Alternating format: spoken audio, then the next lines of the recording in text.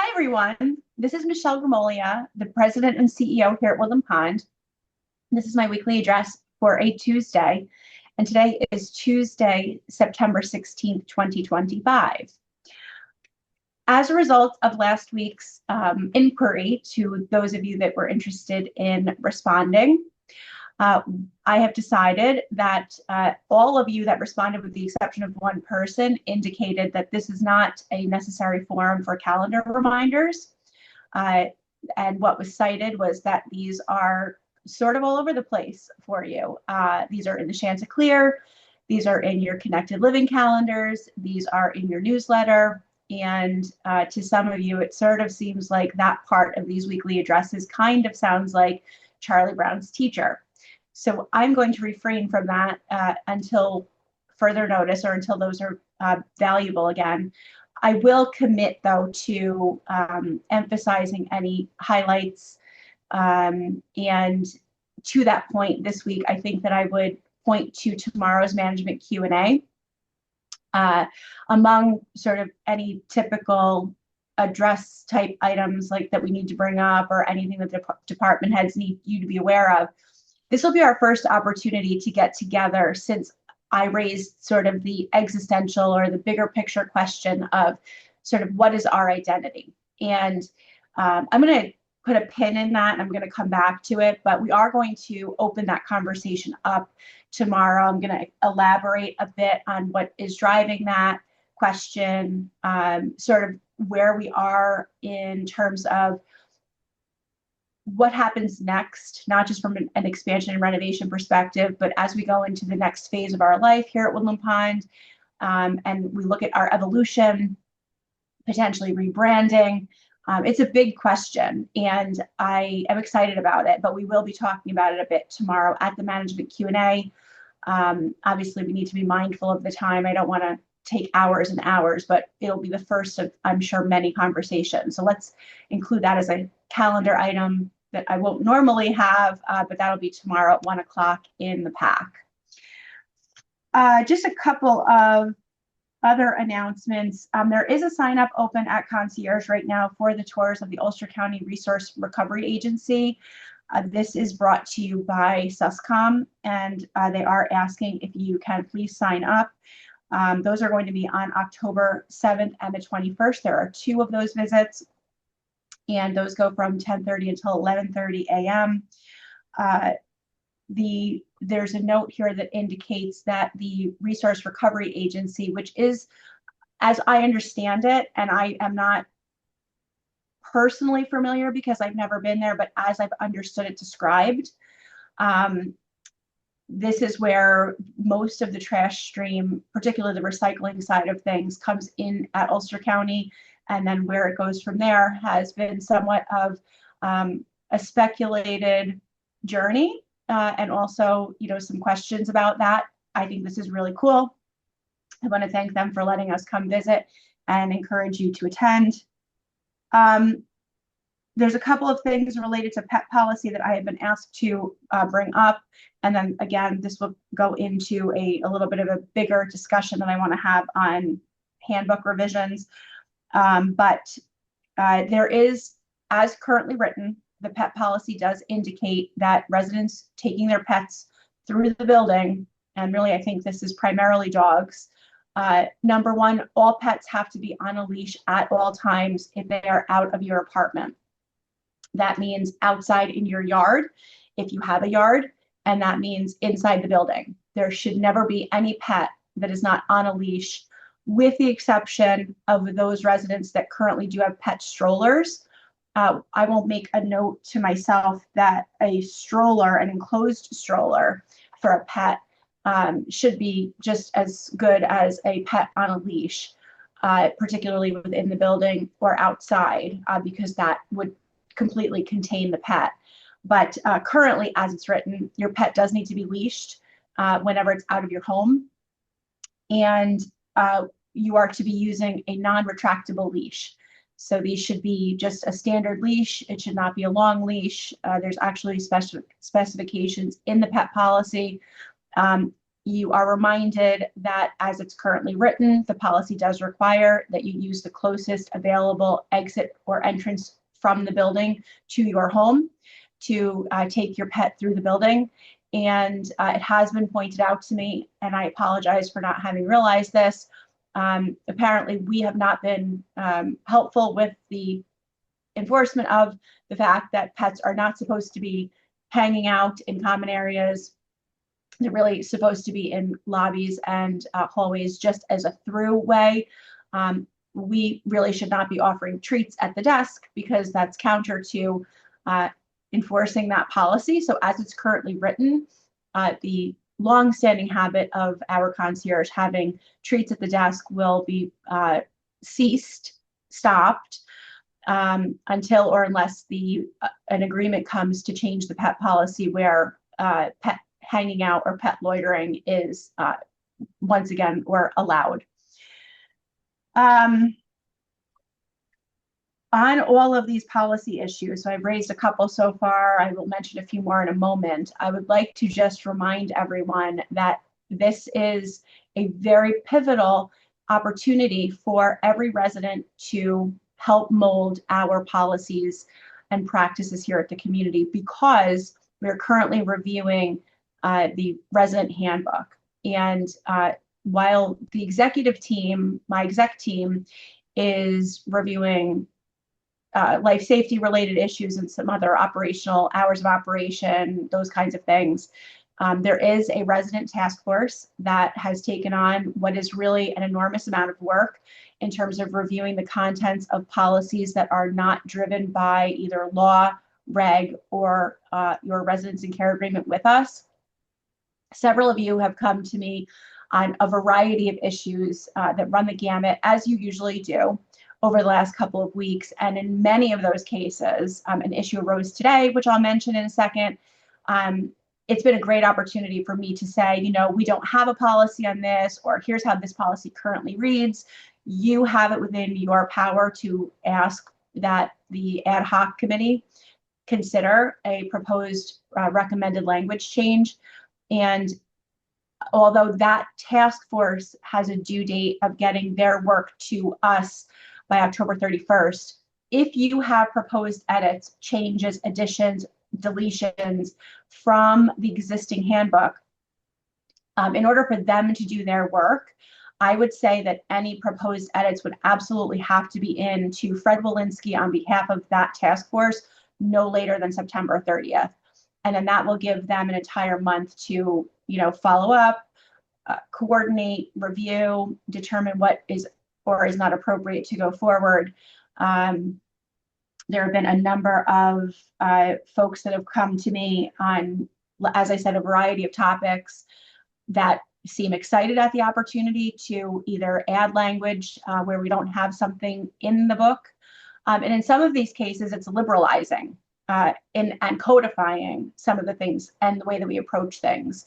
In particular, thinking about the new policy that has been issued related to community gatherings and the opportunity to have residents have a completely off calendar, Woodland Pond hands-off access to public rooms here on campus. It's not just adding more rules. In some cases, again, it's codifying, liberalizing what we're doing on campus. There was a request by a resident, and as I understand it, she was talking on behalf of a couple of her neighbors to ask that we ask residents be mindful of volume in the courtyards. And that prompted me to look at our handbook. I thought for sure that we had a quiet hours policy. I could not find it. I did a word search and did not come across anything. And so since this resident indicating that this is sort of a request on behalf of others, I was able to tell her that I would announce it here. But given that we do not currently have a policy on volumes or quiet hours, that if this is something that she and her neighbors feel is warrants being documented in our handbook, this is the window. This is the perfect opportunity to propose edits like that. And again, I don't want to beat a dead horse on this, but this goes through exec team, and simultaneously resident ad hoc committee. All of those edits are then determined if they can go forward based on any preclusions under law or reg or contract. And then everything that is deemed to be acceptable to go forward to the resident council goes forward. We do it in a red line or modified copy, however you'd like to say it, so you can see the original, and then the highlights or the changes are specifically delineated, so it's very easy to see what is proposed to be changed. I am very excited about this process. I love it that we do it every couple of years, or we try to. And again, this is your chance to have your voice heard. So if there's a policy that you don't like, propose those edits. And if for some reason it has to be the way that it is, again, because of law or reg or the resident handbook, the residence and care agreement, we will let you know that. But if you don't bring proposed changes forward now, the next review probably won't be for 2 years. This is a really great time for you to think about what's important for you here at the community and how does that translate into our handbook. You will notice if you pay attention to this kind of thing, that we have contracted with Timely Signs to remove some unnecessary and a bit, I'd say, misleading language that we've carried on our buses for a long time. We use a combination of phrases on the vehicles and on the website, which are long-standing. They came to be through a contract with a marketing consultant that we used long before Shannon was here and before we really hit our stride from a marketing perspective. And the phrases used were exceptional and or extraordinary. And sort of in reflecting on, is that really how Woodland Pond sees itself, as being exceptional? Of course, we think we're great, but exceptional has a little bit of an exclusivity to it. And I don't think that that's really the tone that Woodland Pond really ever wants to strike. I think we want to be a welcoming community, an open community. And although we're not replacing that with immediate language right now, we are removing that language from our vehicles, and the website has been scrubbed for the same. We welcome replacement language, and that kind of, again, I think it all very much and very nicely ties into the bigger conversation about, how do we see ourselves? And I'll get into that in a second. I want to go through just a few things that have come up in the rumor mill and suggestion box. And I did receive 1, 2, 3 pretty strongly worded responses to the email message that we sent out last week after Charlie Kirk's death. I'm not going to read them because they're sort of borderline, not in keeping with what we're talking about with hate speech and threats of violence. Actually, a couple of them have actual outright threats of violence against sitting officials, which I'm certainly not going to read. But what I will talk about, and this is really kind of captured in the 4th one, I will read this one. This one is less troublesome in terms of how borderline hate speech these other 2 are. This one says, Michelle, would it be at all possible for our community to have a guided discussion / conversation about the current condition of our country? No politics need to be involved or should be involved. That's in parentheses by this person. I feel that our age group has much to say about how we feel. And thank you for your email in regards to our situation. So I 100% support this. I think that it's very crucial that everyone have an opportunity to talk about all of the things that are on your mind and how things are going. This seems to be a request for a guided discussion, and I would love to see an orator or a mediator come in to have a guided discussion about this. I think we should talk about it some more tomorrow at management Q&A if that's important to folks, so that we can kind of figure out how do we think that we want to put this out into the universe so that we can get the right person to come in and moderate this. I do not think that it should be somebody from Woodland Pond. And Woodland Pond would certainly be willing to pay a moderator or a mediator on that. But absolutely, I think that dialogue and discourse and that kind of information are extremely important. Specifically related to the message that we sent out, which went out, I would say, simultaneously and coincidentally with messages from just about every mainstream media outlet, all kinds of organizations on every side of the political aisle. Our message coincidentally ended up being very much in keeping with those messages.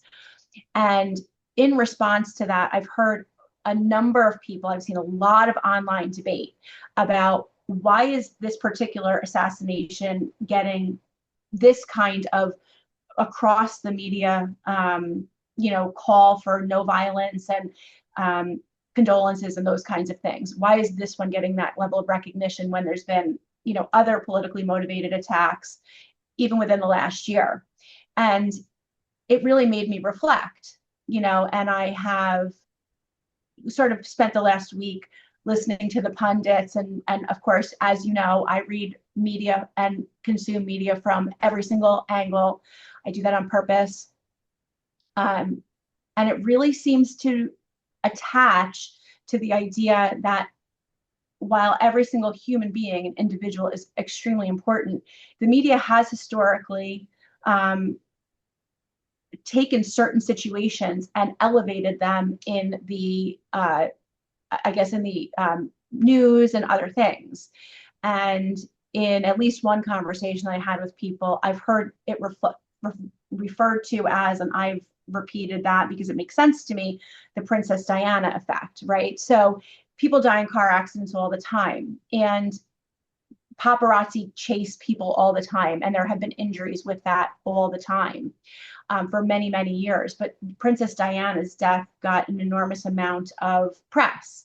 Now, of course, Charlie Kirk was not Princess Diana by any means, but there was a certain level of celebrity, whether we like that word or not, that attached to Charlie Kirk. And so I think that what I've seen is that that's kind of where the distinction lies. And I am not indicating that that's correct in any way, but it certainly made me think about it. And I think it's actually a very big conversation. I've seen it kind of all over the place. I've seen it questioned by a lot of people on social media. But I think, again, this is a great opportunity for everyone to kind of draw a line in the sand and figure out, where are we? Where are we now? Where are we going? What's different than it has been maybe in years past? What's similar to where things have been in years past? One tool that I'm finding extremely helpful as I sort of both personally and professionally think about these things is, whether we like it or not, AI is a very powerful tool. And I'm finding that as I go into AI mode in a lot of my research and review of documents and things like that, there's a lot of information that kind of gets brought right to your fingertips. And so now, in addition to, doing my view media reviews every single day, I am finding more and more that the AI aspects to research are really helping me to see historical perspectives. So it's interesting. I don't want to put a value proposition on it. I don't think that I'm prepared to do that. And certainly Woodland Pond does not take a position on that, but it's just something additive to sort of the global view and where we're going. And I think that there's still a lot more to come on this. And I think that sort of to this writer's point, asking about a moderated discussion, and maybe it's not exactly the same topic, but I think it's a big question. It's a big issue. And absolutely, I am all for having that discussion happen. And would love to bring in a non-Woodland Pond affiliated moderator to guide a discussion like that. Going into October, we are going to have another opportunity for formal feedback. So right now you have the opportunity to feedback and provide proposed edits to our policies and how this campus is run. Really, really important. In October, we're going to be doing our next repeat of our resident satisfaction survey, and we use a third party to do this. This time we are going to use the same firm that we used last time. And although we have not seen the questions yet, it is my hope that the questions are identical to what they were the last time, because from a management perspective, it's really important that we be able to compare and contrast results apples to apples. It will be a 3-week electronic only survey for those that need assistance and do not have access to being able to do an electronic survey. We will support you in that. So we will have staff that will be able to provide you either with the technology to do it yourself, or can be a scribe for you as you answer your questions. So let's stay tuned for that. It's going to open up the first full week of October and then run for 3 weeks. Instructions will be provided. This is really important to us. Woodland Pond is very dedicated to understanding where we are. We currently do manual satisfaction surveys for everyone that is discharged from skilled nursing. And we have just added in a cycle where every person that receives an individualized service plan meeting in assisted living and garden view also is asked to complete a satisfaction survey in real time. And then those results are provided to our team by Philip Mail, who is our director of long-term care. And we like the good, the bad, and the constructive. And so we are going to be doing this on a wide scale basis, all levels of care for residents beginning the first week of October. The last that came out of the rumor mill or suggestion box was not completely dissimilar in terms of how we choose to add things to the calendar, how we choose to communicate things, a little bit of a different topic, but it does say it is quite a commitment for Woodland Pond to show an episode of The Chosen, followed by discussion once a week. For the person put 56 weeks, there's actually 40 episodes in the series, so I corrected that to 40. Without being a religious institution. And certainly, if we were a community that didn't want to be open to these kinds of things, I could see the question. The counter to that is we have had Shalom Space on the calendar with dedicated time. As many of you know, if you've ever walked by or if you've attended, it's a very, very packed and very committed group. We've allocated space on campus every single week for that group for a couple of years now. And so I bring that up because I think it's important to see the bigger picture.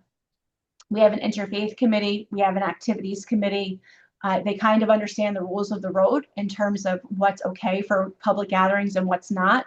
But if you have opinions about these kinds of things and you personally feel that one or the other of those kinds of opportunities or both have no place on our campus, then that's a different discussion, and that should be run through the interfaith committee or the activities committee. And so I would ask you to go see either of those committees on these topics. This is why you have that representation. This is why you have those residents that are sort of addressing those kinds of specific topics. So what's on our calendar, and then also interfaith related issues. So please do see both of those groups or one of those groups if you have questions like this, and we'll continue this dialogue. Thanks so much.